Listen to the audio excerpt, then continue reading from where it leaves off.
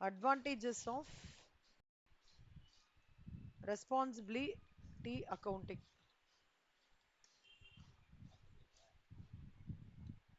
Next வந்து decision making. ஒண்ணு. அப்புறம் management by objective. என்ன அந்த கீவேர்ட்ஸ் மட்டும் இங்க போடுறேன், அதை படிச்சுக்கோங்க. ஓகேவா? அது வந்து how do you basically establish the standards of performance. The standards of performance establish பண்ணி அதோட comparison எப்படி பண்றோம்?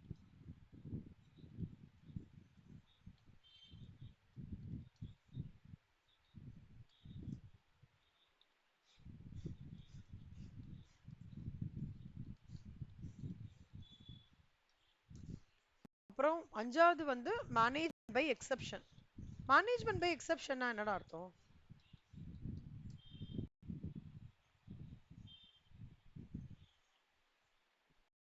மேனேஜர் வந்து இந்த எவாலுவேட் பண்றாங்கல்ல, இந்த எவாலுவேட் பண்றதுல மேனேஜர் வந்து சிலதெல்லாம் கூர்ந்து கவனிப்பாரு. எந்த ஃபேக்டர்னால இந்த ப்ராசஸ் வந்து டீவியேஷன் ஆயிருக்கு அப்படின்னு பார்ப்பாரு. அப்ப அதுதான் வந்து மேனேஜ்மெண்ட் பை எக்ஸெப்ஷன்.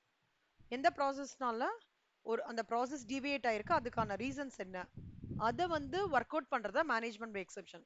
புரிஞ்சுதா இந்த 5 பாயிண்ட்டும்? இதாண்டா கீவேர்ட்ஸ், சரியா?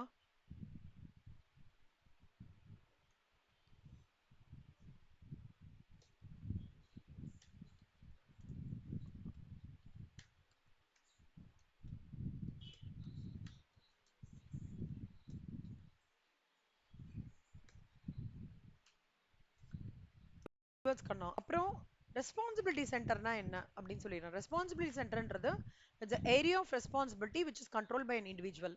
ரெஸ்பான்சிபிலிட்டி சென்டர்ன்றது வந்து ஒரு டிபார்ட்மெண்ட்ல மேனேஜர் வந்து ரெஸ்பான்சிபிலிட்டியை வந்து அலோகேட் பண்றது. அந்த ரெஸ்பான்சிபிலிட்டி ஏரியாஸ் என்ன வேணா இருக்கலாம்டா, டிபார்ட்மெண்ட் பேஸ் பண்ணி இருக்கலாம். அதாவது இப்படி இருக்கும், நீங்க இதெல்லாம் லைவா இன்டர்னா போகும்போது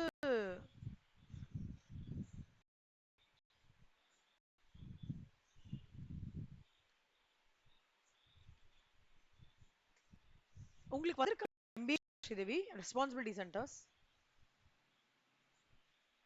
அதெல்லாம்.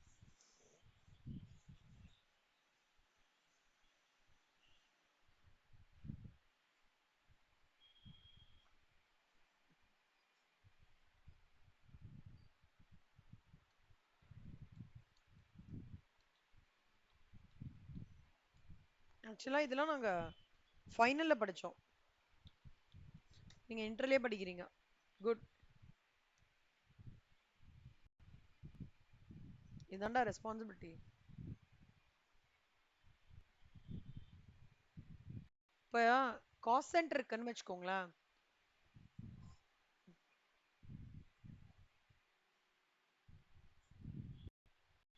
ஃபர்ஸ்ட் வந்து accounts department, HR department cost வரும். ரெவென்யூன்றது சேல்ஸ் அண்ட் மார்க்கெட். ப்ராஃபிட் வந்து retail stores division and product development. Investment centre R&O and இருக்கும். ஸோ ஒரு ஒரு இதுதான் கம்ப்ளீட்டா ரெஸ்பான்சிபிலிட்டி சென்டர். பிரிச்சு பிரிச்சு எடுத்துட்டு வருவாங்கடா. சம்டைம்ஸ் என்ன பண்ணுவாங்கன்னா, டிபார்ட்மெண்ட் இருக்கும், அந்த drilling department, maintenance department and product டிபார்ட்மெண்ட்டா பிரிப்பாங்க. இல்ல ப்ராடக்ட் லைனா பிரிப்பாங்க. கெமிக்கல்ஸ் இண்டஸ்ட்ரி, ஒரே ஆளே கெமிக்கலும் மெயின்டைன் பண்ணி, ஃபர்டிலைசரும் மெயின்டைன் பண்ணி, பெஸ்டிசைட்ஸும் மெயின்டைன் பண்ணி, சீட்ஸ் என்ன சொல்றது, ஆர்டிஃபிஷியல் சீட்ஸ்லாம் ப்ரொடியூஸ் பண்றாங்களா, அந்த மாதிரி ப்ராடக்ட் லைன்ஸ் இருக்கலாம். இல்லைன்னா டெரிட்டரிஸ் வச்சு நார்த்து சவுத்து ஈஸ்ட் வெஸ்ட் எப்படி வேணாலும் இருக்கலாம்.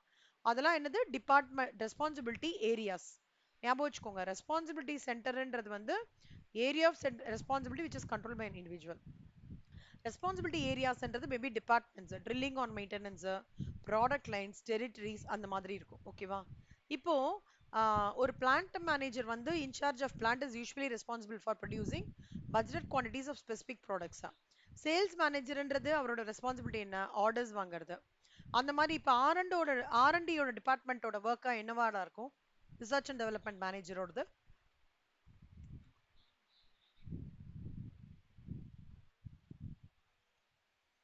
அவரோட ஒர்க் வந்து அதாவது காம்படிட்டர் எப்படி போயிட்டு இருக்காருன்றதை அவங்க அனலைஸ் பண்ணுவாங்க. ப்ளஸ் கரண்டா இருக்கிற ப்ராடக்ட் அப்கிரேட் பண்றதோ இல்ல இன்னும் ரீடிஃபைன் பண்ணி கொடுக்கறதோ இன்னும் கஸ்டமரோட ப்ரிஃபரன்சஸ்க்கு எக்ஸாக்ட் ரீச் பண்றதுக்கான எல்லா எஃபர்ட்ஸும் பண்ணுவாங்கல்ல, அதுதான் ஆர்என்டியோட ஒர்க். ஓகேவா?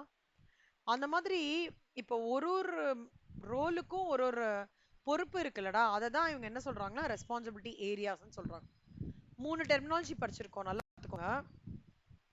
இது நல்லா கவனிச்சுக்கோங்க. ரெஸ்பான்சிபிலிட்டி ஒண்ணு வந்து ஃபர்ஸ்ட் நம்ம பார்த்திருக்கிற வேர்டு வந்து responsibility.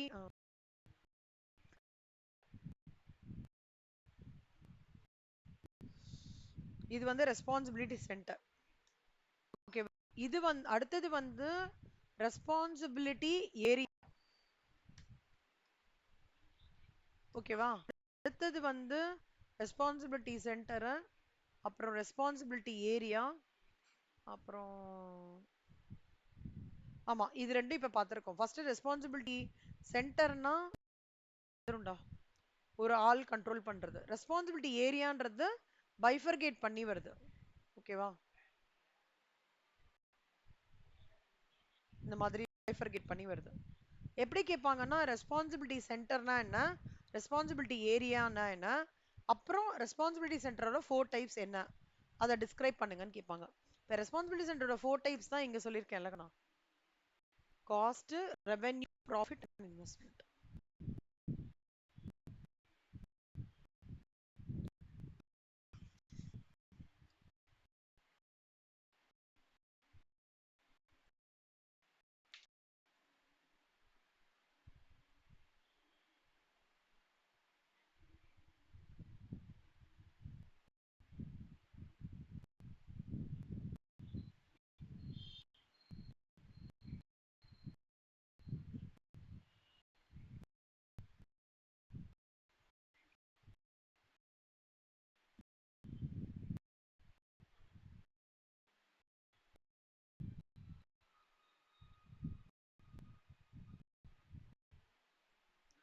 Cost, revenue, profit, investment. ஓகேவா? இது என்னன்றது காஸ்ட் அப்படின்னா என்ன அர்த்தம்னா எக்ஸ்பென்சஸ் என்ன இன்கர் ஆகுதோ ஒரு ஃபங்க்ஷனுக்கு. ஓகேவா? அதை காஸ்ட்னு சொல்லுவாங்க. இப்போ இங்க காஸ்ட்லயே 3 காஸ்ட் இருக்குடா. Fixed cost, semi variable cost, variable cost. ஓகேவா? இந்த மூணுத்தை ரிலேட் பண்ணி நம்ம ஒரு ரெஸ்பான்சிபிலிட்டி சென்டர் அது இட் ஐட்டமைசஸ் இதெல்லாம் இருக்கிற இடத்த வந்து காஸ்ட்னு சொல்லுவாங்க.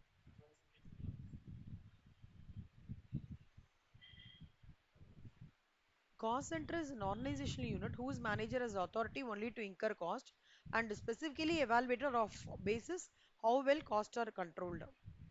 இப்போ என்னோட ட்ரெடிஷனல் மேனுஃபேக்சரிங் என்விரான்மெண்ட்ல இந்த ப்ரொடக்ஷன் டிபார்ட்மெண்ட் வந்து லார்ஜஸ்ட் காஸ்ட். கண்மா இது மட்டும் இது பண்ணிக்கோடா, அண்டர்லைன் பண்ணிக்கோங்க. ஓகேவா? இப்போ இங்க பாத்தீங்கன்னா மேனேஜர்ஸ் இருக்காங்கல்ல of cost centres often concentrate only on the unfavorable standard cost variances and ignore the efficient performances. ஏன்னா அந்த மாதிரி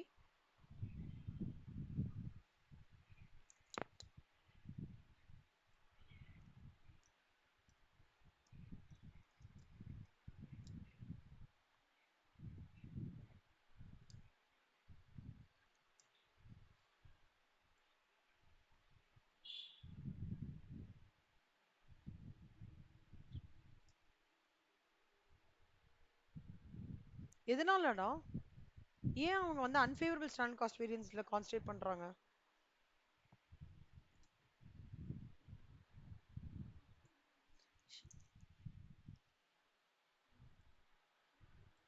என்னன்னு கரெக்ட் சொல்லுங்க.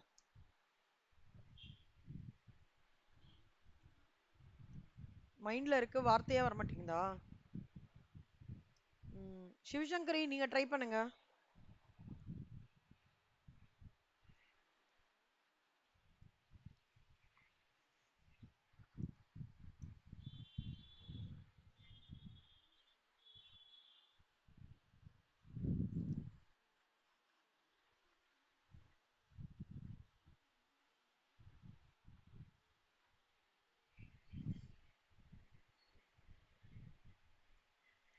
அன்ஃபேவரபிள் ஸ்டாண்டர்ட் காஸ்ட் வேரியன்சஸ் ஏன் கான்சென்ட்ரேட் பண்றாங்கன்னா இந்த காஸ்ட் சென்டர்ஸ் மேனேஜர்ஸோட மெயின் எய்ம் என்னன்னா காஸ்ட் கண்ட்ரோல் தான்.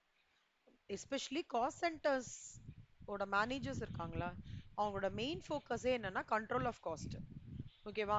அந்த கண்ட்ரோல் ஆஃப் காஸ்ட்ன்றது வந்து ஸ்டார்டிங் ரா மெட்டீரியல் வாங்குறதுலேருந்து எண்டு வரைக்கும் ப்ரொடக்ஷன் டிபார்ட்மெண்ட்ல இருக்கிறவங்க அதான் சொல்றாங்க. ப்ரொடக்ஷன் டிபார்ட்மெண்ட் தான் ப்ரீவியஸா நாங்கெல்லாம் பார்க்கும்போது ப்ரொடக்ஷன் டிபார்ட்மெண்ட் பெரிய காஸ்ட் சென்டர் தான். ஓகேவா? இப்போ வந்து ப்ரொடக்ஷன் டிபார்ட்மெண்ட்டும் பெரிய காஸ்ட் சென்டர். அதே மாதிரி இந்த ஆட்டோமேஷன் டீம் இருக்குல்ல, ஏஐ சொல்றாங்களா, ஆர்டிஃபிஷியல் இன்டெலிஜென்ஸ் டீம், அவங்களும் இப்ப பெரிய காஸ்ட் சென்டரா இருக்காங்க. ஏன்னா எவ்வளோ தூரம் ஒரு வேலையை சிம்பிளிஃபை பண்ண பண்ண என்ன ஆகும், காஸ்ட் கம்மியாகிறது இல்ல. அதனால இவங்க ஏன் வந்து அன்ஃபேவரபிள் ஸ்டாண்டர்ட் காஸ்ட் வேரியன்ஸ்ல பண்றாங்கன்னா, ஏன்னா அதுதான் ஏன்னா அதுதான் வந்து மேனேஜ்மெண்ட் பை எக்ஸப்ஷனோட அந்த டார்கெட் மீட் ஆகுறது. அப்படின்னா நான் எது ஆஹ், முக்கியமான டீவியேட் ஆகிற விஷயத்த டார்கெட் பண்ணினோம்னா தான் ப்ரொடக்டிவிட்டி வரும். கரெக்டா? கரெக்டா கண்ணா? ஒரு கொஷின் கேட்பாங்கடா. என்னன்னா why managers of cost centres concentrate only on the unfavourable standard cost variance ஒரு கொஷின் வரும். ஸோ அதை நீங்க ஜஸ்டிஃபை பண்ணும்போது எப்படி பண்ணணும்னா, the main objective of responsibility accounting is that is the main principle includes this management by exception, where the managers are supposed to target on the areas which are basically diverts the production process and resulting in higher cost. அந்த management by எக்ஸப்ஷன்ற பிரின்சிபலை வந்து நீங்க சொல்லணும். ஓகேவா கண்ணமா? இதுக்கு அதான் answer. ஒரு theory question வரும்டா. ஆக்சுவலா எங்களுக்கு இது ஃபைனல்ல வந்தது. உங்களுக்கு ரெஸ்பான்சிபிலிட்டி அக்கௌண்டிங் வந்து இன்டர்லே வந்ததுனால அந்த கொஷின் வரதுக்கான சான்சஸ் இருக்கு. So your answer will be it is mainly due to the principle of management by exceptions, where the managers will try to work it out the deviation areas which results in higher cost. ஓகேவா கண்ணா? இப்போ என்னெல்லாம் இப்போ டீவியேஷன்றது acceptable deviations இருக்குங்கண்ணா. ஓகேவா? Acceptable டிவியேஷன்ஸ்னா என்ன? இது வரைக்கும் பரவாயில்லன்னு மாதிரி கம்பெனி செட் பண்ணி வச்சிருப்பாங்க. ஆனா அதையும் மேல தாண்டி போச்சுன்னா தான் இந்த மேனேஜர்ஸ் ஆஃப் காஸ்ட் சென்டர்ஸ் என்ன பண்ணுவாங்கன்னா வில் அனலைஸ் ஏன் இந்த மாதிரி பிரச்சனையா இருக்கு. இப்ப நம்மளே வந்து இபி வந்து மாசம் மாசம் 2000 ரூபாய் வருதுடா. ஓகேவா? 2500 வரைக்கும் வந்தா ஓகே கரெக்டா? திடீர்னு 5000 ரூபாய் வந்ததுன்னா நம்ம உள்ள டீப் டைப் பண்ணுவோம்ல, ஆளை கூப்பிட்டு இபி லைனை பார்த்து எல்லாம் பண்ணுவோம்ல, கரெக்டா? அந்த மாதிரி தான் when it's an acceptable deviation they will remain quiet. When it is completely goes beyond the range of acceptable deviations, the cost centers managers who are responsible will scrutiny the reasons of unfavorable standard cost variances and they will implement the concept of management by exception principle. செம்ம important, ரொம்ப ரொம்ப ரொம்ப important.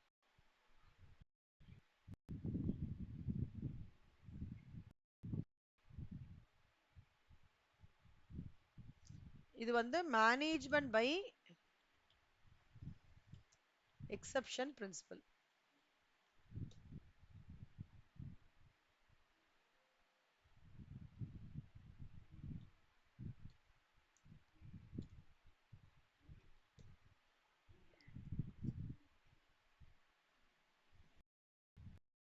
அதுக்கப்புறம் வந்து a department with a factory vehicle cost or expense center, the manager is responsible for controlling the cost and has no responsibility over revenues. ஓகேவா? Next, a profit center. Profit center is an organization unit whose manager is responsible for generating revenues and managing expenses related to current activity. The profit centers வந்து should be independent organization whose managers have the ability to most economical prices. ரெண்டு விஷயம். ஒண்ணு வந்து revenue பயங்கரமா இருக்கும், அந்த மாதிரி அவங்க டார்கெட் பண்ணுவாங்க. அண்ட் அவங்களோட ஹோல் அந்த ஹோல் சென்டர் ஐடியாவே என்ன, மேக்ஸிமைசேஷன் ப்ராஃபிட். நம்ம எல்பிபில படிச்சிருப்போம்ல, maximization of profits and minimization of cost. இது மினிமைசேஷன் சென்டர் மேக்ஸ் ப்ராஃபிட். ஓகேவா?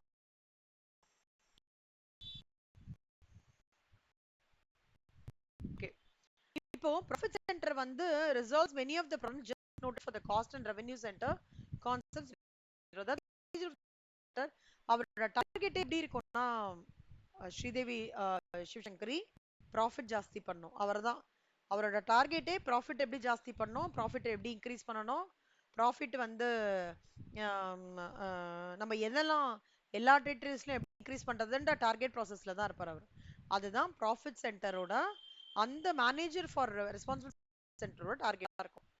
இப்போ இந்த ப்ராஃபிட் சென்டர்ல வந்து எப்படி examples of such profit centres அப்படின்னு பார்த்தோம்னா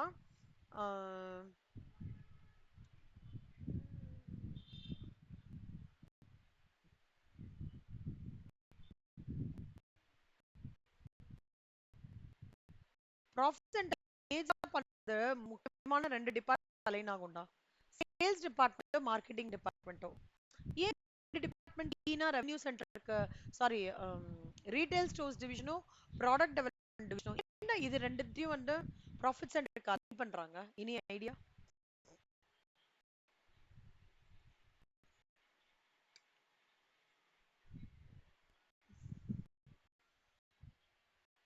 இல்லடா. ஏன்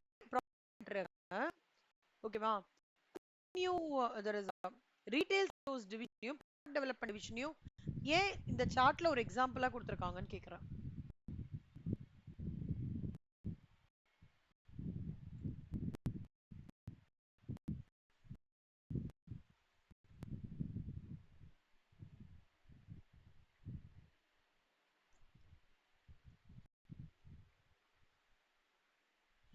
என்னடாச்சு உங்களுக்கு என்ன ஸ்ட்ரைக் ஆகுதோ சொல்லுங்கடா, ஒன்றும் பிரச்சனை கிடையாது.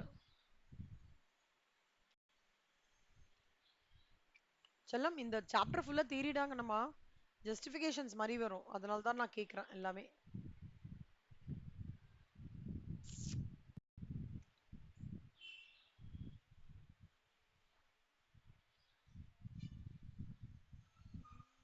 அலைன் பண்ணிருக்காங்க. இல்ல இப்படி இப்படி நான் சொல்லுங்க சொல்லுங்க.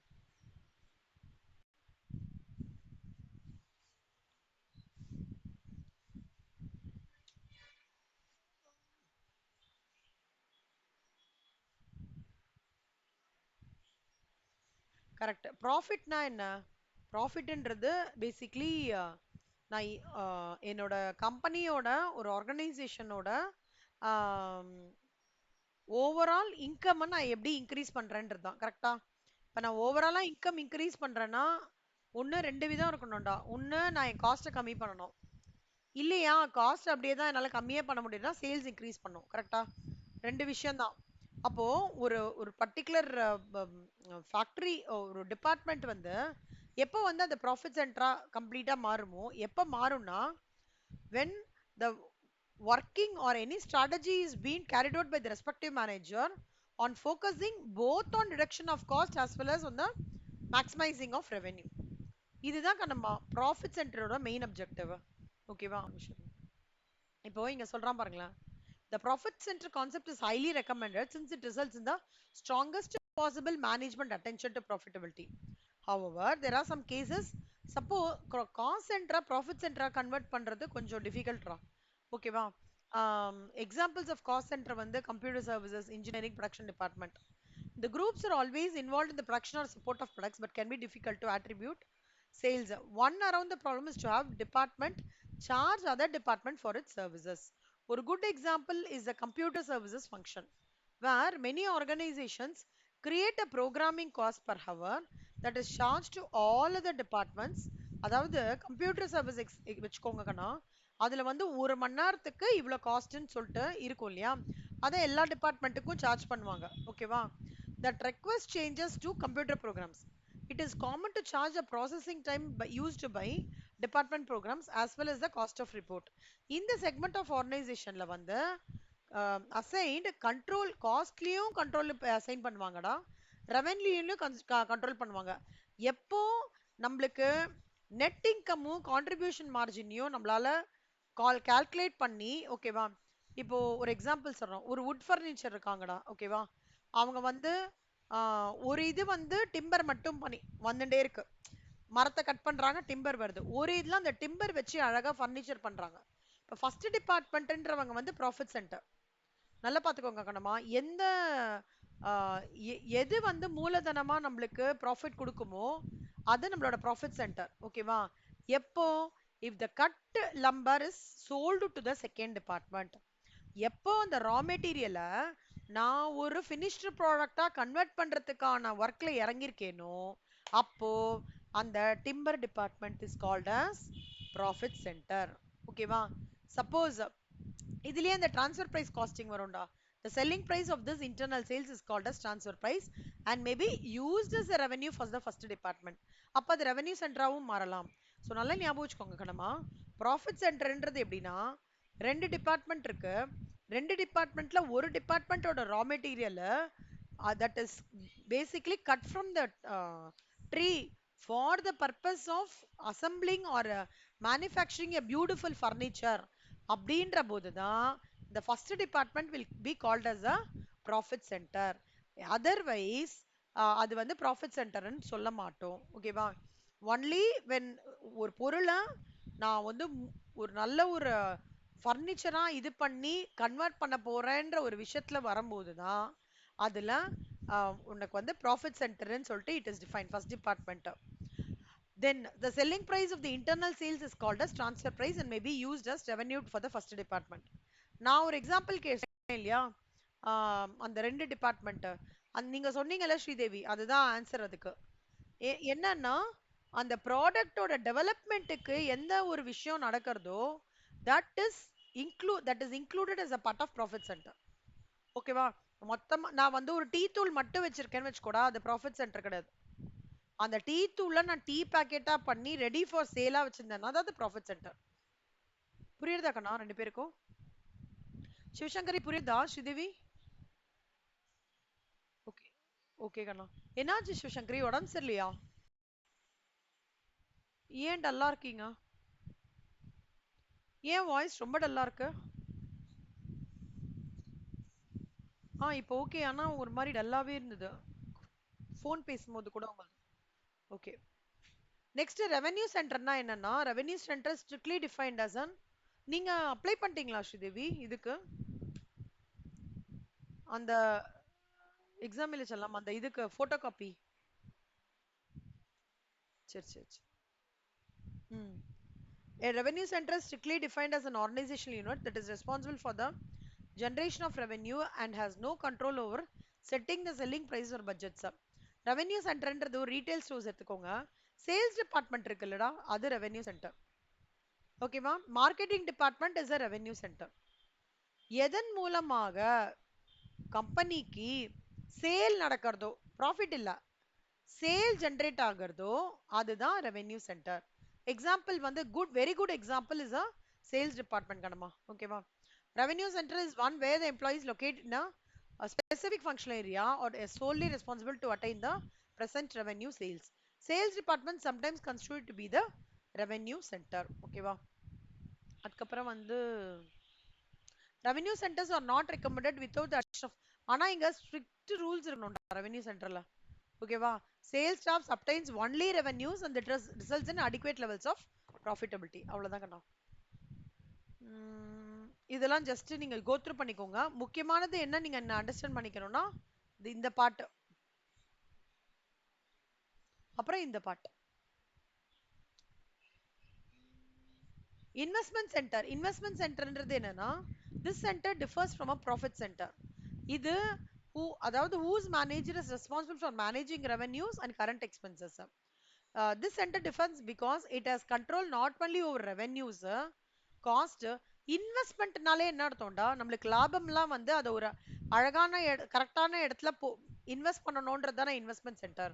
ஸோ இந்த இன்வெஸ்ட்மெண்ட் சென்டர்ல இருக்கிற மேனேஜரை ரெவென்யூ மட்டும் மேனேஜ் பண்ற ஆளா இருக்க மாட்டாரு, காஸ்டையும் பார்க்குற ஆளு இருப்பாரு. மற்றபடி அதுல இருந்து வர லாபத்தையும் கரெக்டா இன்வெஸ்ட் பண்ற ஒரு நல்ல நாலேஜபிள் ஸ்கில்டு பர்சனா இருப்பாரு. ஓகேவா? if the manager for lumber cutting department had control over how much it was invested in the department, this segment would then be considered as an investment department. புரிஞ்சுதாடா இது? உங்களுக்கு இந்த sentence புரிஞ்சுதா புரியலையா? இப்போ வந்து ஒரு ஒரு கம்பெனில ஒர்க் போயிட்டு இருக்கடா, ஒரு புதுசா வந்து ஒரு ப்ராஜெக்ட் எடுத்துட்டு வராங்கன்னு வச்சுக்கோங்களேன். அப்போ அந்த ப்ராஜெக்ட் எடுத்துட்டு வந்து இந்த மணி ஃபண்ட்ஸை வந்து அதுல போடுறாங்க பாத்தீங்களா, அப்ப அந்த new project will be aligned under the category of investment centre. a step beyond the profit center in its level of sophistication is the investment center.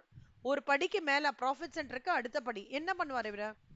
வந்த பைசாவை அழகா எப்படி இன்வெஸ்ட் பண்ணணும், இல்ல வந்த ப்ராஜெக்ட்டை எப்படி அதை வந்து நம்ம மணியா மெட்டீரியலைஸ் பண்றது அப்படின்னு பண்றதா இன்வெஸ்ட்மெண்ட் சென்டர். இது ஆக்சுவலா நம்ம வந்து ஸ்டேஜ் ஒன்லயே படிச்சிருக்கோம். இன்வெஸ்ட்மெண்ட் சென்டர்ல வந்து many investment centres are independent free standing divisions or corporate சப்சிடரிஸா இருப்பாங்க. ஆஹ்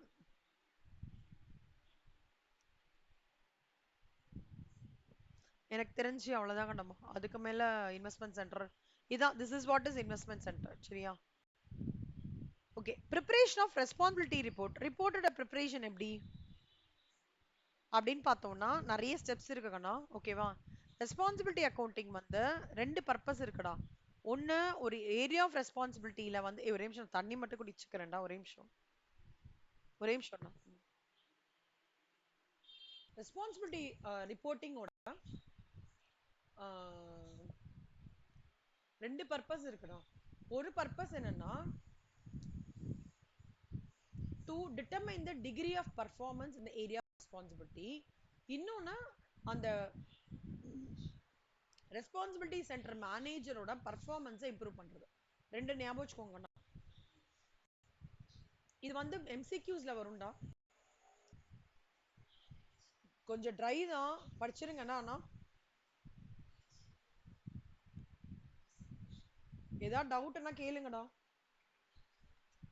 தியரி படிக்கிறதுக்குலாம் கஷ்டமா இருக்குன்னா தயவு செஞ்சு சொல்லுங்க, ஏதாவது நம்ம ஒர்க் அவுட் பண்ணலாம். சரியா?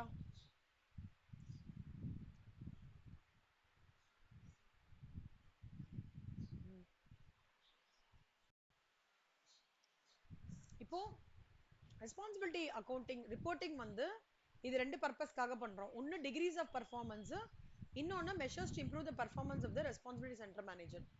ஒரு ரிப்போர்ட்னா ஜென்ரலா எப்படி இருக்கும் ஸ்ரீதேவி சிவசங்கரி? நீங்க நிறைய ரிப்போர்ட்ஸ்லாம் ப்ரிப்பேர் பண்ணிருக்கீங்கல்ல, எப்படி இருக்கும்டா ஜென்ரலா?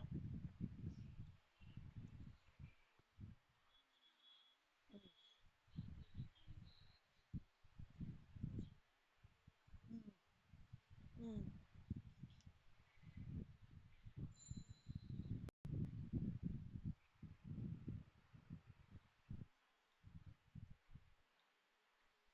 ம்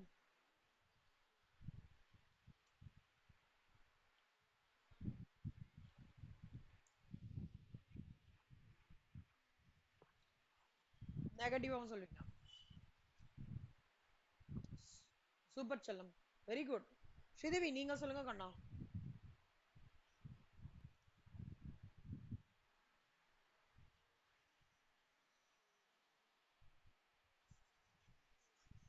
ம் போயிட்டு வாங்க.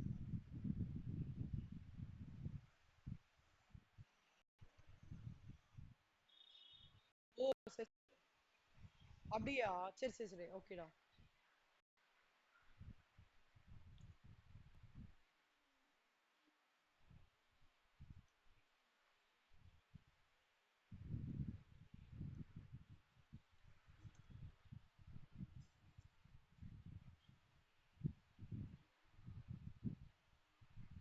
ரிப்போர்ட்டா பண்ணுவீங்க ஜென்ரலா இப்போ?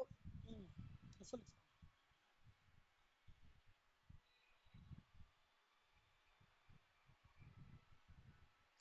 அசஸ் பண்ணுவீங்க கரெக்டா? அது நீங்க ரெண்டு பேரும் சொன்னது பர்ஃபெக்ட்லி கரெக்ட். அந்த பாயிண்ட்ஸோட இந்த பாயிண்ட்ஸை ஆட் பண்ணிக்கோங்க. ஓகேவா? நம்பர் ஒன், ரிப்போர்ட் வந்து எப்பவுமே ஞாபகம் வச்சுக்கோங்கன்னா அந்த ஆர்கனைசேஷன் சார்ட்டோட ஃபிட் ஆயிருக்கணும். Number one. ஓகேவா? அப்புறம் நம்ம யாருக்கு அட்ரஸ் பண்றோம்ன்றது மேல இருக்கணும். இப்போ வந்து எப்படின்னா இது ஒரு சும்மா ஒரு லெட்டர் ரைட்டிங் மாதிரி இமேஜின் பண்ணிக்கோங்கடா. ஃபர்ஸ்ட் நம்ம யாருக்குன்னா இப்ப நம்ம ஃப்ரெண்டுக்கு எழுதுறோம்னா டூ போட மாட்டோமா, அந்த மாதிரி யாருக்கு அட்ரஸ் பண்றது மேல கிளியரா போடணும். நம்பர் டூ அது. இது டூடா. அப்புறம் மேனேஜர்ஸ் வந்து அவங்களால அந்த ரிப்போர்ட் படிக்கிறதுக்கு இன்டர்பிரட் பண்றதுக்கான ஸ்கில் செட் இருக்கணும். Managers must be educated. மூணாவது. நாலாவது, ரிப்போர்ட் வந்து எப்பவுமே கிளியரா இருக்கணும், டைம்லியா இருக்கணும். ஓகேவா? Prompt issuance of a report requires that cost records be organized so that information is available when it is needed. அப்படின்னா என்ன அர்த்தம்? அதாவது நான் இப்ப ரிப்போர்ட் கேட்கிறேன்னா அந்த டக்குன்னு அந்த காஸ்ட் ரெக்கார்டை நம்ம வந்து அப்படியே அசஸ் பண்ணி வச்சுக்கணும். ஆக்சுவலா இப்ப அதெல்லாம் நல்லா பண்ணியிருக்காங்கடா. காஸ்ட் ரெக்கார்ட்ஸ் இது பண்ண உடனேவே இன்ஃபர்மேஷன்லாம் டக்குன்னு வரா மாதிரி ரிட்ரீவ் பண்ற மாதிரி பண்ணியிருக்காங்க. அந்த மாதிரி இருக்கணும். அப்புறம் issued with regularity. இப்ப சப்போஸ் வந்து நான் வந்து 2 months once நான் வந்து இஷ்யூ பண்றேன் அப்படின்ற மாதிரி ஒரு கமிட்மெண்ட் இருந்ததுன்னா 2 months once குள்ள issued with regularity. நாலாவது பாயிண்ட், சாரி அஞ்சாவது point. and it should be easy to understand. இந்த ஜார்கன்ஸ்லாம் இருக்க கூடாதுடா, சிம்பிளா இருக்கணும் ரிப்போர்ட்ஸ்லாம். ஓகேவா? அந்த ரிப்போர்ட்ஸ் வந்து எப்படி இருக்கணும்னா கண்டின்ஜென்ட் லயபிலிட்டி, அப்புறம் வந்து ஃபிக்டிஷியஸ் அசெட்ஸ், இதெல்லாம் அக்கவுண்டிங் டெர்மினாலஜி. ஓகேவா? அது எப்பாவது போடலாம், ஆனா அதுக்காக எல்லாத்தையுமே அந்த அக்கவுண்டிங் டெர்மினாலஜில போடக்கூடாது. ஏன்னா CEOs may not be very much fluent with the accounting terminologies. கரெக்டா? அதனால it should be in a very easily understandable language, and in between it is always fine to use your accounting terminology. Often that they contain accounting terminology. ஓகேவா? But it should not be difficult to understand. அது ஞாபகம் வச்சுக்கோங்கண்ணா. அப்புறம் prepare top manager, அதாவது ஒரு cost accountant prepare பண்ணுவாங்கடா, ஆனா அதை புரிஞ்சுக்கிறதுக்கு top மேனேஜ்மெண்ட்ல இருக்கிற பீப்புளுக்கும் அந்த ஸ்கில் செட் இருக்கணும். எப்படி இருக்கணும்? 3 விதமா இருக்கணும்டா. ஒண்ணு, அவங்க கொடுக்குற அந்த ஆக்சுவல்ஸ் பட்ஜெட்ஸ் இருக்குல்ல, கொடுக்குற வேரியன்சஸ்க்கான கமெண்ட்ஸ் புரிஞ்சுக்கிறதுக்கு ஸ்கில்ஸ் கேட்டிருக்கணும். அப்புறம் அவங்க ரெக்கமெண்டேஷன்ஸ் கொடுக்குறாங்களே, இங்க கம்மி பண்ணலாம், இங்க ஜாஸ்தி பண்ணணும், இது இப்படி காஸ்ட் அலோகேட் பண்ணணும்னு சொல்றாங்களா, அதுக்கான அனாலிசிஸ் கண்டிப்பா தெரிஞ்சிருக்கணும். யாருக்கு? டாப் மேனேஜ்மெண்ட்டுக்கு. செல்லம், சிஎம்ஏ ரோல் வந்து சாதாரண ரோல்லாம் கிடையாது. ஓகேவா? Cost accountant role very very very very precious role. It determines the fate of an company. சரியா? அதனால அவ்வளோ சூப்பரான ஒரு கோர்ஸ் எடுத்து நம்ம படிக்கிறோம். நல்ல செம்மையா படிச்சு சூப்பரா வரணும். ஓகேவா? நீங்க அதனால இந்த ரெஸ்பான்சிபிலிட்டி ரிப்போர்ட்டிங் முடிக்கும் போது எப்படி இருக்கும் தெரியுமா? அப்படியே ஒரு மாதிரி கதை கதை கதைன்னு இருக்கும், நம்மளுக்கு டென்ஷனா இருக்கும். ஏன்னா அதாவது டெர்மினாலஜிஸ் இன்சர்ட் ஆகணும், ரெக்கமெண்டேஷன்ஸ் கொடுக்கணும், அட் த சேம் டைம்ஸ் அது வந்து ப்ராக்டிக்கலாகவும் இருக்கணும். அந்த மாதிரி ரிப்போர்ட் வந்து ஷுட் கன்வே சஃபிஷியண்டா இருக்கணும்டா, ஷார்ட் அண்ட் ஸ்வீட்டா இருக்கணும், கிறிஸ்பா இருக்கணும். ஓகேவா? அந்த மாதிரி. அப்புறம் அதே மாதிரி report should convey sufficient but not excessive. இது 6, 7, 8வது பாயிண்ட் கண்ணா. ஓகேவா? இம்மெட்டீரியல் ஃபேக்ட்ஸ் இருக்கக்கூடாது, தேவையில்லாததெல்லாம் இருக்கவே கூடாது. நான் இந்த அண்டர்லைன் பண்ணியிருக்கேன்ல, அதுவும் அண்டர்லைன் பண்ணிக்கோங்கடா. ரொம்ப ரொம்ப ரொம்ப இம்பார்ட்டன்ட் கொஸ்டின். ஓகேவாமா? Next, report should give comparative figures. நான் சொன்னேன்ல, ஆக்சுவல் பட்ஜெட், அதுக்கான வேரியன்சஸ் கொடுத்துட்டு இங்க பக்கத்துல ரெக்கமெண்டேஷன்ஸ் கொடுத்துருக்கணும், கம்பேரிட்டிவ் ஃபிகர்ஸ் இருக்கணும். அந்த கம்பேரிட்டிவ் ஃபிகர்ஸ் ரீசனபிளா should be like to like matching கணுமா. 2016 ஓட டேட்டா 1 இயரோடதுன்னா it should be compare with 2015 ஓட டேட்டா 1 இயர். இல்ல நான் 1 இயரோட டேட்டா 6 மாசத்தோட டேட்டா கம்பேர் பண்றதுன்றது இட் டசன்ட் மேக் சென்ஸ் இல்லையா? அது ரொம்ப கிளியரா இருக்கணும். அப்புறம் ரிப்போர்ட்ஸ் வந்து அனாலிட்டிக்கலா இருக்கணும். ஓகேவா? இது 10th பாயிண்ட். இப்போ time tickets, scrap tickets, work order, material requisitions, provide reasons for, இதெல்லாம் என்ன தெரியுமாடா? டைம் டிக்கெட்னா என்னடா அர்த்தம்?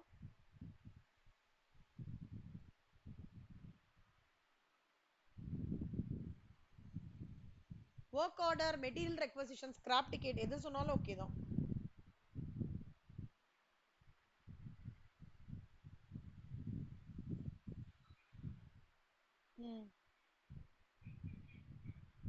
யோசிங்க, ரீக்லெக்ட் பண்ணுங்க.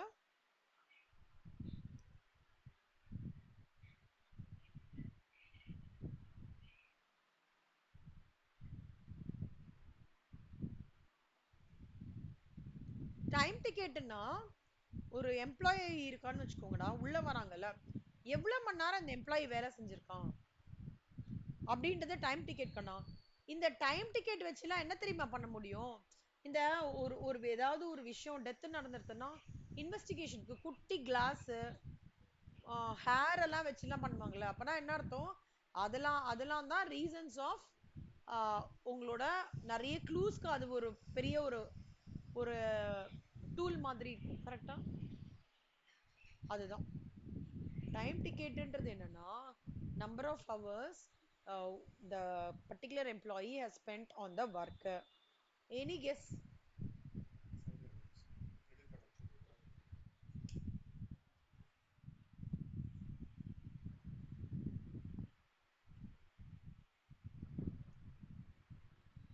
என்னடா?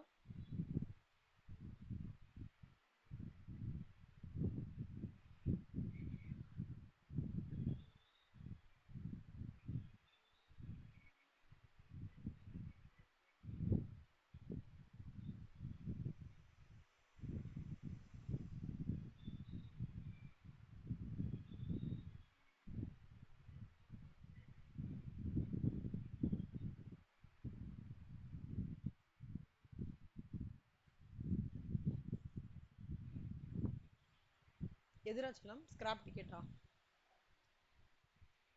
ஸ்கிராப் டிக்கெட்னா என்னன்னு கேக்குறான்.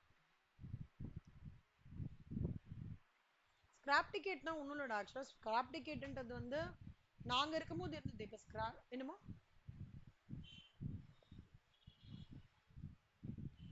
இன்னும் பாக்கி எவ்வளவு இருக்கு? பாக்கி எவ்வளவு இருக்கு?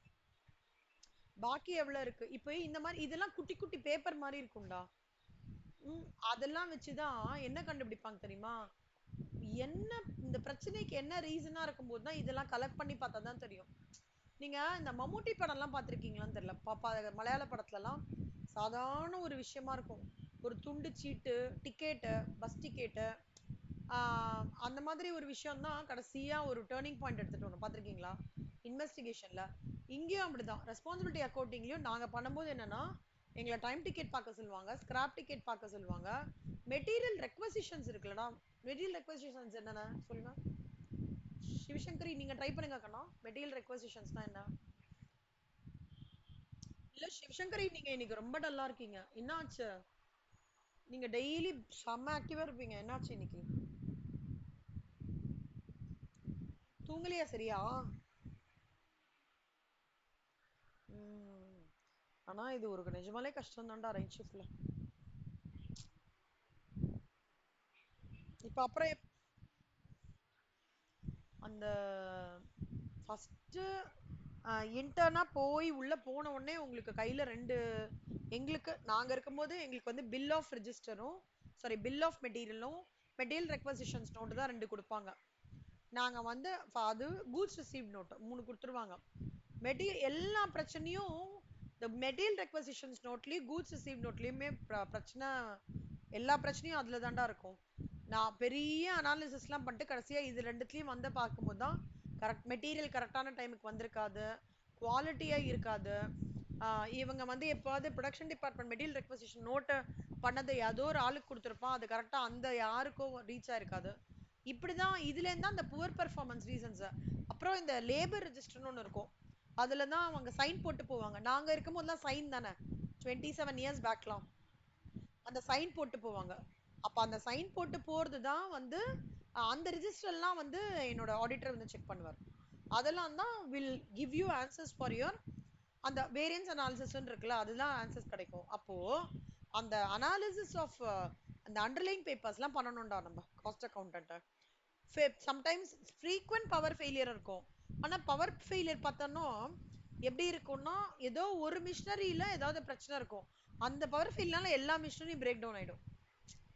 ஓகேவா? அப்புறம் மெட்டீரியல்ஸ் நான் சொன்னேன்ல, அந்த கூட்ஸ் ரிசீவ் நோட்ல அவங்க வந்து அந்த மெட்டீரியல் குவாலிட்டி ஒண்ணு இந்த பார்ட் இந்த குவாலிட்டியில என்ஷூர் பண்ணிப்பாங்க. ஆனா இவங்க ப்ரொடக்ஷன் முடிக்கிறதுக்காக ஏதோ புவர் குவாலிட்டி கூட போட்டிருப்பாங்க. அந்த மாதிரி வந்து நிறைய விஷயங்கள் வந்து நம்ம பார்ப்போம்டா. அது ரிப்போர்ட்ஸ் வந்து அனாலிட்டிக்கலா இருக்கணும் அப்படின்றாங்க. இதை தவிர உங்களுக்கு வேற ஏதாவது எக்ஸாம்பிள்ஸ் இருந்தா கூட நீங்க போட்டுக்கலாம், தப்பு கிடையாது. ஆனா ஒண்ணு மட்டும் ஞாபகம் வச்சுக்கோங்க, இந்த மெட்டீரியல் ரெக்வசிஷன்ஸ்லயும் predominant-ஆ ஓகேவா, அண்ட் வந்து இந்த புவர் குவாலிட்டி ஆஃப் மெட்டீரியல் தான் நான் டாப் ரீசன்ஸ் ஃபார் எனி வேரியன்சஸ். அதுல இதுவா இருக்கட்டும், மெட்டீரியல் வேரியன்சஸ்ல predominant வேரியன்ஸ் இதனால தான் இருக்கும். கரெக்ட் டைமுக்கு இங்கேருந்து ப்ரொடக்ஷன் டிபார்ட்மெண்ட்லேருந்து பர்ச்சேஸ் டிபார்ட்மெண்ட் போயிருக்காது. ஓகேவா? பர்ச்சேஸ் டிபார்ட்மெண்ட்லேருந்து ப்ரொடக்ஷன் டிபார்ட்மெண்ட்டுக்கு கம்யூனிகேஷன் இருக்காது. அந்த மாதிரி நிறைய ரீசன்ஸ் பார்த்துருக்கேன். அடுத்தது ரிப்போர்ட்ஸ் ஃபார் ஆப்ரேட்டிங் மேனேஜ்மெண்ட் வந்து should if possible be stated in physical units as well as in terms of money since monetary information may give foreman not trained in the language of the accountant a certain amount of difficulty. ஓகேவா? So operating management வந்து should if possible be stated in physical யூனிட்ஸ்னா என்னடா something which you can quantified in monetary. சரியா? அது 11th point. So ஃபைனலா என்னது departmental எஃபிஷியன்சியோ இன்எஃபிஷியன்சியோ ரிப்போர்ட்ஸ் கண்டிப்பா கிளியர் பண்ணி சொல்லணும். அவ்வளவுதான்டா. ரொம்ப இம்பார்ட்டன்ட் கொஸ்டின்ஸ் எல்லாம். ஓகேவாமா? இப்போ ரெஸ்பான்சிபிலிட்டி ரிப்போர்ட் எப்படி இருக்குன்னு பாருங்களேன். சேல்ஸ் டிபார்ட்மெண்ட் இருக்கும்டா. Actual cost, budget cost, variance எப்படி இருக்கும். இது ஜெனரல் மேனேஜர் பண்ணுப்பாரு. ப்ரொடக்ஷன் மேனேஜர் அவரோடது, ஃபோர்மேன் வந்து அவங்களோடது. அது மொத்தம் இந்த ஃபார்மேட்ல இருக்கும். ஸோ ஈச் ரெஸ்பான்சிபிலிட்டி ரிப்போர்ட்ன்றது வந்து information items which are required by the concerned responsibility manager and which are within his அவங்களோட ரெஸ்பான்சிபிலிட்டி ஏரியால என்ன இருக்கோ அது மட்டும் பண்ணுவாங்க. மற்ற சென்டர்ஸ்க்கும் பண்ணலாம், பிரச்சனை கிடையாது. ஓகேவா?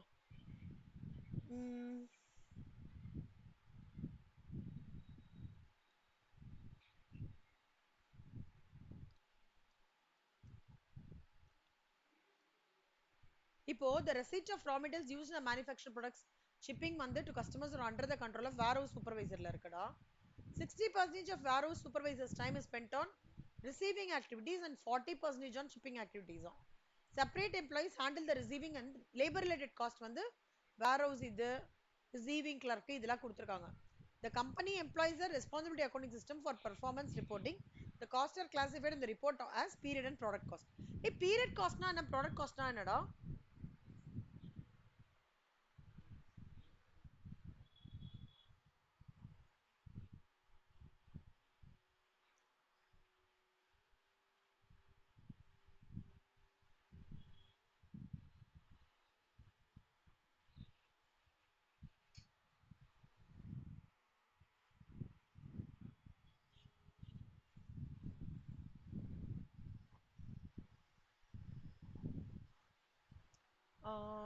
ப்ராடக்ட் காஸ்ட் நீங்க சொன்னது கரெக்ட். ஆக்சுவலா பீரியட் காஸ்ட் கொஞ்சம் வேற.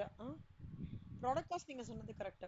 ப்ராடக்ட் காஸ்ட்ன்றது வந்து நீங்க சொன்னீங்கல்ல அந்த அந்த கிளாத்துக்கு மெட்டீரியலுக்கு கிளாத் ரெடி பண்றதுக்கான material labour overheads basically variable cost தான் ப்ராடக்ட் காஸ்ட்னு சொல்லுவாங்க. சொல்லலாம் பீரியட் காஸ்ட்னா என்ன அர்த்தம்னா அந்த கிளாத் ரெடி பண்றதுக்கான மேனுஃபேக்சரிங் ஃபெசிலிட்டிக்கு ரெண்ட் கொடுக்குறோம்ல, அப்புறம் அதுக்கு இன்சூரன்ஸ் பே பண்றோம்ல, அப்புறம் அதோட any fixed cost is a period cost கண்ணா. Any variable cost is a product cost. அப்படி ஞாபகம் வச்சுக்கோங்க. ஓகேவா? ஓகே. ஸோ இந்த என்ன கேட்குறாங்கன்னா அவங்க டோட்டல் லேபர் ரிலேட்டட் காஸ்ட் அதை வந்து ஆன் ரெஸ்பான்சிபிலிட்டி அக்கௌண்டிங் பர்ஃபார்மன்ஸ் ரிப்போர்ட்ல நீ எப்படி கொடுப்ப as product cost and under the control of warehouse supervisor எப்படி கொடுப்ப அப்படின்னு கேட்குறாங்க. இப்போ அவர் எங்க என்ன சொல்றாங்கன்னா the shipping is a period cost. ஓகேவா? ஷிப்பிங் கிளர்க்ஸ் வேஜஸ்ன்றது தட்ஸ் எக்ஸ்பென்ஸ் இந்த period in which it is incurred. Shipping cost வந்து ப்ராடக்ட் காஸ்ட் கிடையாது. ஒன்றும் இல்லடா, ஒன்னொன்னு ப்ராடக்ட் காஸ்ட்டா இதுவான்ட்டு. இப்போ ப்ராடக்ட் காஸ்ட்ன்றது that was under control of warehouse supervisor. Supervisor வந்து ரிசீவிங்கும் கண்ட்ரோல் பண்றது, ஷிப்பிங்கும் கண்ட்ரோல் பண்றது. ஷிப்பிங் காஸ்ட்ன்றது எப்பவுமே வந்து செல்லிங் காஸ்ட் கண்ணா. ஓகேவா? So the shipping cost is a period cost. Therefore, the cost of shipping department are not part of the answer even though they are controllable by the warehouse supervisor. Supervisor salary வந்து is not controlled by supervisor. So labor related product cost the supervisor can control include only the wages and benefits. அதாவது இந்த part wages sorry இல்ல wages and benefits.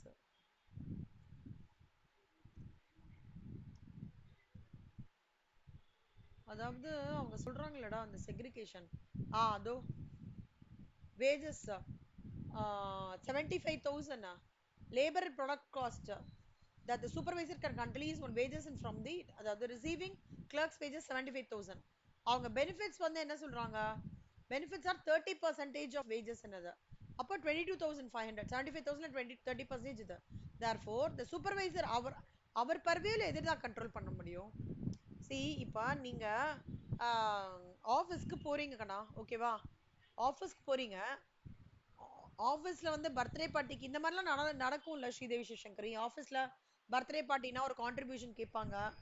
அப்புறம் வந்து ஏதாவது வந்து இந்த மாதிரி வயநாடு அந்த மாதிரி வந்தா நம்ம சேலரியில இருந்து அவங்க ஒரு மெயில் அனுப்பிச்சிருவாங்க, உங்க சேலரியில இருந்து 500 ரூபாய் புடிச்சு அவங்களுக்கு கொடுக்குறோம், நம்ம கிட்ட கேட்கல மாட்டாங்க. அதெல்லாம் உங்க கையில இருக்கா? கிடையாதுல்ல. எந்த காஸ்ட் உங்க கையில இருக்கு? இங்க இருந்து ஆபீஸ் போறதுக்கான செலவு, நீங்க வந்து கார்லயும் போலாம், ஷேர் ஆட்டோலயும் போலாம், பஸ்லயும் போலாம், கரெக்டா? அந்த மாதிரி எந்த காஸ்ட் உங்க கண்ட்ரோல்ல இருக்கோ, ஓகேவா, அந்த காஸ்ட் மட்டும்தான் இங்க வந்து சொல்ற மாதிரி தட் டோட்டலி கண்ட்ரோலபிள் காஸ்ட். அவங்க வந்து என்ன கேக்குறாங்க, labour related cost which is under the control of ஃபேரோ சூப்பர்வைசர் வந்து ரெண்டுடா கண்டுமா. ஒன்னு இது, ஒன்னு அவங்களோட employee benefit 75,000 into 30%, which is 22,500. மொத்தம் 97,500 தான் அவங்களோட பர்வியூல இருக்கிற வேற சூப்பர்வைசர் அவர் கையில இருக்கிற கண்ட்ரோல்ல இருக்கிற காஸ்ட். இது ரெண்டும் தான் அப்படின்னு சொல்றாங்க. ஓகேவா? ரெஸ்பான்சிபிலிட்டி அக்கௌண்டிங்ல ப்ரெடாமினண்டா ட்ரான்ஸ்ஃபர் பிரைசிங் மாதிரிடா, ஜஸ்டிஃபிகேஷன் கொடுக்கணும் நம்ம, அவ்வளவுதான். நாளைக்கு இது ஒன்னா பார்த்துட்டு கம்ப்ளீட் பண்ணிடலாம். இது எல்லாமே தியரி தான் கண்ணா. இதுல வந்து மிக்சட் காஸ்டிங் கொஞ்சம், சாரி மார்ஜினல் காஸ்டிங் கொஞ்சம், ட்ரான்ஸ்ஃபர் பிரைசிங் கொஞ்சம், பட்ஜெட்டிங் கொஞ்சம், அந்த மாதிரி வரும். எல்லாம் மிக்ஸ் அண்ட் காம்பினேஷனா வரும். ஓகேவா? நீங்க நாளைக்கு வேணா ஒரு வாட்டி வேணா கோத்ரூ பண்ணிட்டு வாங்க இதா. ஓகேவா? சும்மா ஒரு சின்ன கோத்ரூ இல்லஸ்ட்ரேஷன் 7 வரைக்கும் என்ன சொல்றாங்க கோத்ரூ பண்ணிட்டு வந்து நம்ம ஒரு இன்டராக்டிவ் டிஸ்கஷன் மாதிரி வச்சுக்கலாம் நாளைக்கு. ஓகேவா? ஓகே சலாம். இல்லஸ்ட்ரேஷன் 1 2 ஆல்ரெடி முடிச்சிட்டோம். 1 3 5 6 7 கோத்ரூ ஒரு அரை மணி நேரம் ஆகும்டா கோத்ரூ பண்ண, அவ்வளவுதான். எல்லாமே கொஸ்டின் ஆன்சர் எல்லாமே கிளீனா கொடுத்துருக்காங்க. நீங்க கோத்ரூ பண்ணிட்டு வாங்க, நம்ம ஒரு டிஸ்கஷன் செஷன் மாதிரி வச்சுக்கலாம். சரியா? இதான் நீங்க முடிச்சிருங்கடா குட்டி குட்டியா. எம்சிக்யூஸ் இத மட்டும் ஒரு நாளைக்கு நான் டெஸ்ட் வைப்பேன். ஃபுல் பிக் பேக் சைடுல இருக்கிற இது. ஏன்னா போன வாட்டி என்னோட சீனியர் சொன்னாரு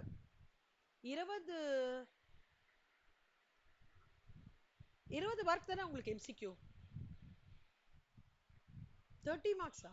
ஓகே. 20 மார்க்குக்கு எம்சிக்யூஸ் பேக்ல இருந்தே வந்துதான் ஸ்டேஜ் 2ல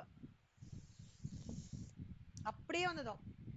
அதனால இதெல்லாம் நல்லா படிச்சிருங்கடா. ஓகேவா? ப்ராஃபிட் சென்டர் இன்வெஸ்ட்மெண்ட் சென்டர்னா என்ன, காஸ்ட் சென்டர் ப்ராஃபிட் சென்டர்னா என்ன,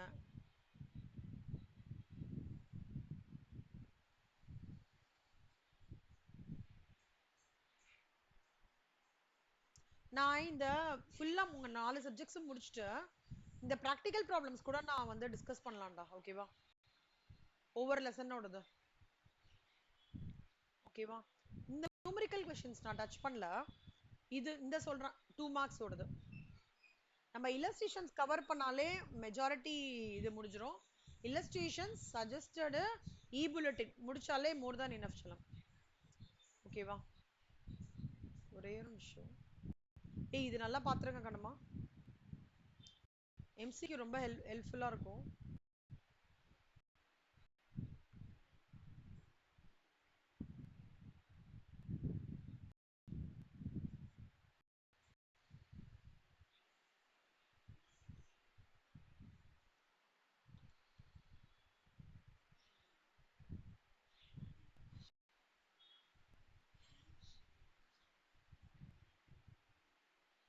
டிசிஷன் மேக்கிங் படிச்சிருக்கீங்களா நீங்க ரெண்டு பேரும்? எங்க ஏதாவது சப்ஜெக்ட்ஸ்ல அன்சர்டனிட்டி அந்த வார்த்தைகள்லாம் இல்ல இன்சூரன்ஸ்ல ஓகே ஓகே. இந்த லெசன் ரொம்ப ஈஸிடா. ஓகேவா? நான் சொல்லி தரேன். கொஞ்சம் ஸ்டாட்டிஸ்டிக்ஸும் வரும்ண்ணா இல்ல. இந்த ஸ்டாண்டர்ட் டீவியேஷன்லாம் படிச்சிருக்கீங்களா? ஸ்டாட்டிஸ்டிக்ஸ்ல ஸ்டாண்டர்ட் டீவியேஷன், மீன், மீடியன், அதெல்லாம் கொஞ்சம் இங்க அப்படி டச் பண்றாங்க. இது வந்து அக்கவுண்ட்ஸ்லயே வராது சொல்லமா, இது ஒரு maths and statistics. Management accounting அசச் நம்ம வந்து ஓரளவுக்கு முடிச்சிட்டோம். இப்போ நம்ம பார்க்க போறது மேக்ஸ் ஸ்டாட்டிஸ்டிக்ஸ். அந்த ரிட்டர்ன் ஆன் இன்வெஸ்ட்மெண்ட்டும் அதுதான், கிட்டத்தட்ட மேக்ஸ் தான். இது நல்லா இருக்கும். ஒரு மாதிரி நிறைய கிரைட்டீரியன் இருக்கு. நான் எல்லாம் சொல்லித்தரேன். மேக்ஸிமின்லாம் ஒண்ணுமே இல்லடா இங்க. இப்ப பாத்தீங்கன்னா இப்போ ஆல்டர்னேட்டிவ் கொடுத்துருப்பாங்க, ஸ்டேட்ஸ் ஆஃப் நேச்சர் கொடுத்துருப்பாங்க. மேக்ஸிமின்னா மேக்ஸிமம் ஆஃப் மினிமம் அந்த மாதிரி கொடுத்துருப்போம். மொனந்தாடா இது எப்படி தெரியுமாடா? இப்ப பாருங்களேன், இதுல எது மேக்ஸிமம் 8ஆ, இதுல எது மேக்ஸிமம் 6ஆ, இதுல 6. அப்போ இதுல எது கிரேட்டர் 8, அதான் மேக்ஸ். மேக்ஸிம் ரோ வைஸ்ல எது மேக்ஸிமம் கண்டுபிடிச்சிட்டு அதுல மேக்ஸிமம் கண்டுபிடிக்கிறது மேக்ஸ். மேக்ஸிமின்னா இதுல கண்டுபிடிச்சிட்டு இதுல மினிமம் எவ்வளோ 6ன்னு சொல்லுவாங்களா, அது மேக்ஸிமின். இல்ல சாரி, இதுல மினிமம் என்னன்னு பார்க்கணும். -1, அதுக்கப்புறம் 0, அப்புறம் 0. இப்போ அதுல மினிமம் என்ன அப்படின்னு பார்த்தோம்னா 0. ஸோ அந்த மாதிரி வரும். ஸோ கடைசி இருக்கிறத ஃபர்ஸ்ட் நம்ம எக்ஸிக்யூட் பண்ணிட்டு அப்புறம் அதுல ஃபர்ஸ்ட்ல இருக்கிறது பண்ணும். மினிமேக்ஸ் இது ரொம்ப ஈஸி தான், டப்புன்னு முடிச்சிடலாம் இது. ஆனா நம்ம வந்து மேக்ஸ் தான் இது. நான் டிசிஷன் ட்ரீ வந்து ஃபுல்லாவே மேக்ஸ் தான்.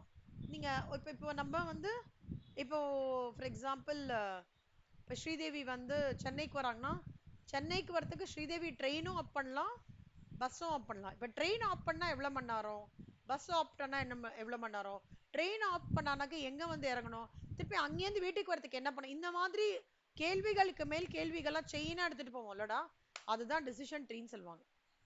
ஓகேடா, உங்களுக்கு ஒரு வேலை கிடைச்சிருக்குடா, டிசிஎஸ்ல ஃபைனல் முடிச்சிட்டீங்க, டிசிஎஸ்லயும் கிடைச்சிருக்கு, டெலாய்ட்லயும் கிடைச்சிருக்கு, எங்க சேருவீங்கடா? டக்குன்னு எடுத்தவொடனே டெலாய்ட்னு சொல்லுங்க. இப்போ அப்படி டெலாய்ட்னு சொல்றாங்க. ஆனா இப்போ வந்து ஃபார் எக்ஸாம்பிள் உங்களோட ப்ரொஃபைலுக்கு அண்ட் சிடிசி டிசிஎஸ்ல ஜாஸ்தியா கொடுக்குறோம். அப்புறம் நீங்க என்ன பண்ணுவீங்க, அனலைஸ் பண்ணுவீங்கல்ல, இதுல இருக்க சிடிசி எப்படி, இல்ல இருக்க பெனிஃபிட்ஸ் எப்படி, என்ன ப்ரொஃபைல் இங்க கொடுக்க போறாங்க. அப்போ அந்த டிசிஷனுக்கு ஃபர்தரா ஒரு டிசிஷன் போய் ஓகே இவ்வளோ ப்ராபபிலிட்டி இவ்வளோ எனக்கு ப்ராபபிலிட்டி சேலரி கிடைக்கிறதுக்கு இருக்கு, இதுல இவ்வளோ ப்ராபபிலிட்டி, அந்த மாதிரி ஃபர்தரா டிக் பண்ணிட்டே போறது தான் டிசிஷன் மேக்கிங் ஓடுது. ஓகே கண்ணம்மா, இப்போ நீங்க அந்த குட்டி நோட்ல டூ பாயிண்ட்லாம் எழுதிட்டீங்கன்னா, ஒரு நிமிஷம் எனக்கு பேஜ் நம்பர் ஏதாவது someone can help me. Two point இருடா, நானே இருக்கிறேன்.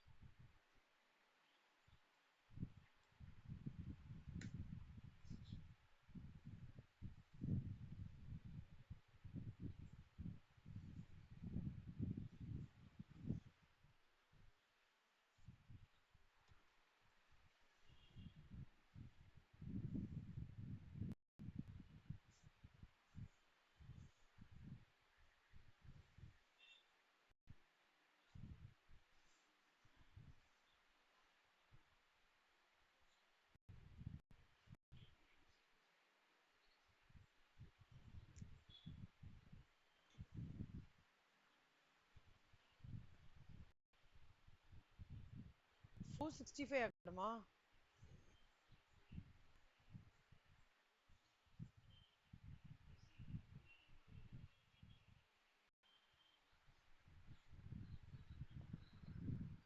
எனக்கு வேற மாதிரி வருதே. 465 தான் சொன்னீங்கல்ல, 68 எக்கனாமிக் வேல்யூ ஆடட் வருது.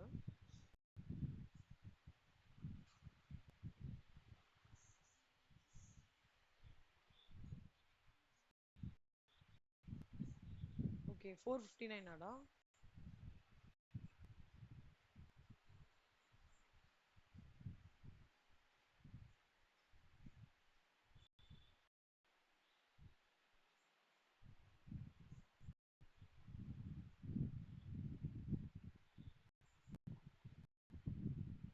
ஆ ஓகே கண்ணம்மா, இதானே?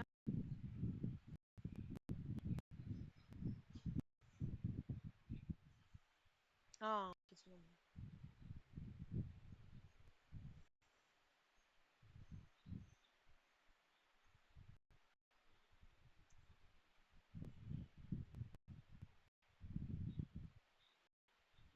கண்ணம்மா, இப்போ நீங்க டூ பாயிண்ட் குட்டி நோட்ல எழுதிட்டீங்களா? நாளைக்கு இது மட்டும் தரவா பார்க்காம படிச்சுட்டு வாங்க. வெறும்னா இந்த டூ பாயிண்ட் ஆர்ஓவி மட்டும், இந்த ஃபார்முலா மட்டும். அதுக்கப்புறம் இன்னைக்கு நீங்க என்ன காப்பி பண்ணிக்கணும்னு நான் சொல்லிடுறேன்.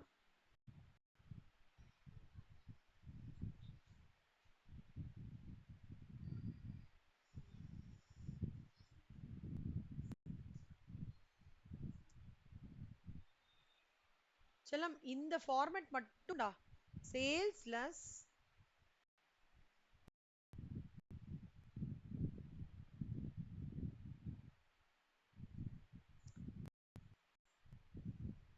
இதெல்லாம் வேண்டாம். நான் sales less cost of goods margin less selling distribution operating income. ஓகேவா? அப்புறம் residual income is equal to operating income minus இந்த இந்த இது. ஓகேவா? இது குட்டி நோட்ல. அப்புறம்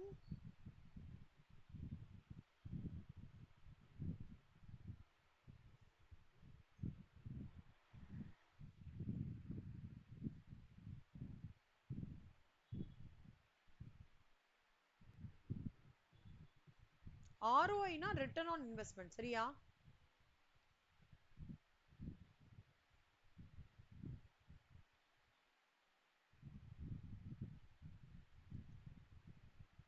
இந்த ஃபார்முலாடா. இந்த ஃபார்முலா குட்டி நோட்ல.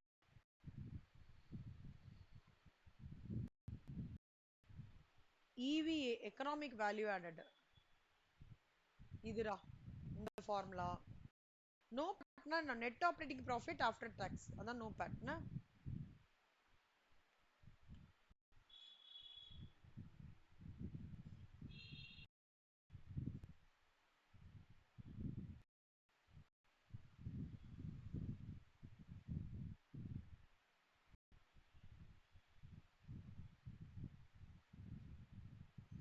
கேபிட்டல் அசெட் பிரைசிங் மாடல் ஒன்று இருக்கு செல்லம்.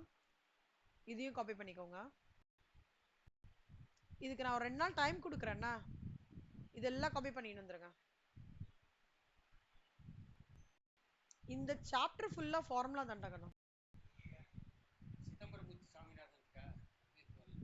கிளாஸ் முடிச்சுட்டு வந்துடுறப்பா. கிளாஸ் நான் வர ஒரு 5 நிமிஷம் கூட. அந்த மாதிரி யாரும் தெரியலப்பா.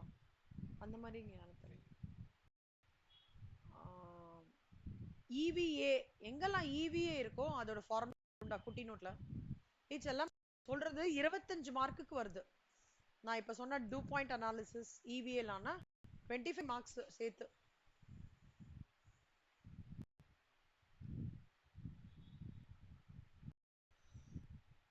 இங்க என்ன பண்ணிக்கோங்க, இங்க வந்து இது வேண்டாம் என்ன, இது வேண்டாம், அப்புறம் இதெல்லாம் வேண்டாம். சரியா? இதெல்லாம் வேண்டாம், நம்பர்ஸ்லாம் வேண்டாம்டா, ஃபார்முலா மட்டும். எவ்வளவு மார்க்கு? 25 மார்க். EVA ஒரு 4 மார்க் சொல்றாங்கடா. அதாவது மயிலாப்பூருக்கு இங்கேருந்து போனோம்னா மாம்பலத்துல இருந்தும் போலாம், கரெக்டா? ட்ரிப்ளிகேன்ல இருந்து போலாம், அந்த மாதிரி செங்கல்பேட்ல இருந்தும் போலாம்ல, அந்த மாதிரி ஒவ்வொரு டெஃபினிஷன் கொடுத்துருக்காங்க. இதெல்லாம் ஈஸி கேக் பார்க்கணுமா என்ன? கஷ்டப்பட்டு அப்படி இப்படி படிச்சு டிரான்ஸ்லேஷன்லாம் படிக்கிறதுல இதெல்லாம் டப் டப்னு முடிச்சு போயிட்டே இருக்கலாம்.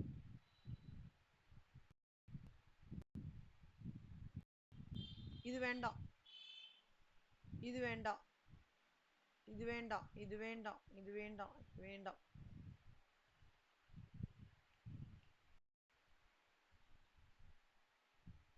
லிவரேஜஸ் படிச்சிருக்கீங்களா கண்ணா நீங்க?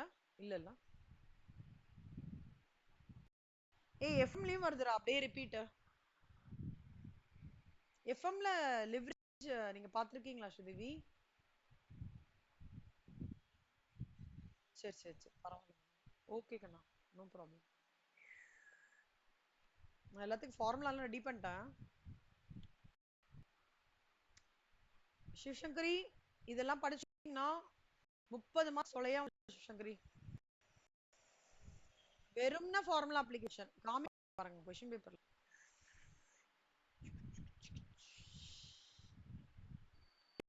சுத்தி எக்கனாமிக் வேல்யூ ஆடட் தான்.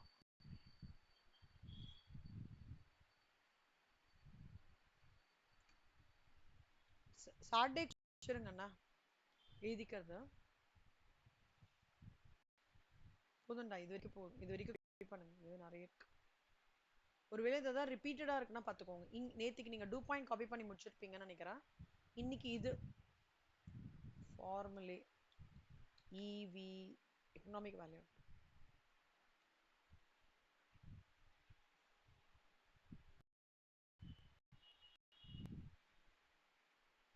சண்டேக்குள்ள முடிஞ்சிருமாடா? முடிக்க முடியுமா உங்களால? ஃபார்முலா மட்டும் கொடுத்த ஃபார்முலா காப்பி பண்ண முடியுமா? Srivi Sunday end of the டேக்குள்ள முடிச்சாங்கன்னா ஸ்ரீவி சிவசங்கரி 2 பேரும்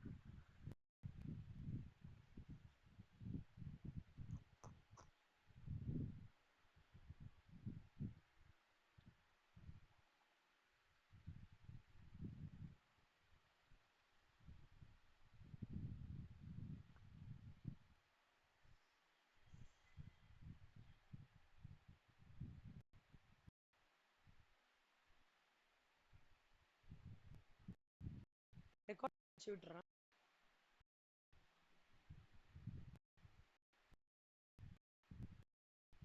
ஆமா, தேங்க்யூ ஸோ மச். நாளைக்கு எப்படி அப்படின்ற பழைய ஆக்டிவிட்டி பேஸ்டு ஹோம்ஒர்க்கு, அப்புறம் ஸ்டாண்டர்ட் காஸ்டிங். இது என்னதுடா அது? சூப்பர், வெரி குட்,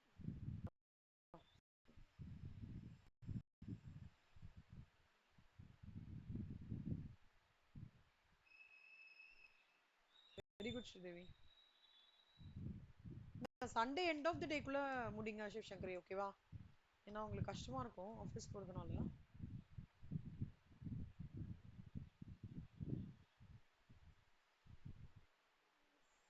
ஓகேவா? நாளைக்கு வந்து go through all illustrations in responsibility accounting.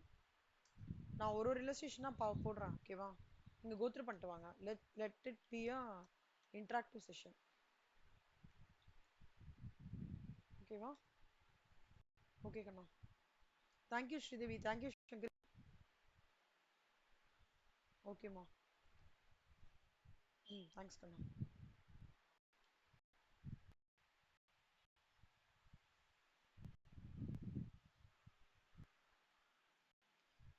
நான் அனுப்பிச்சு விட்டுறேன் என்ன. இப்ப மத்தியானம் சாப்பிட்டு உட்காந்து அவர் கூட உட்காந்து முடிச்சிடுறேன். ஓகேவா? தேங்க்ஸ் கண்ணா. தேங்க்ஸ் சங்கர். Bye by.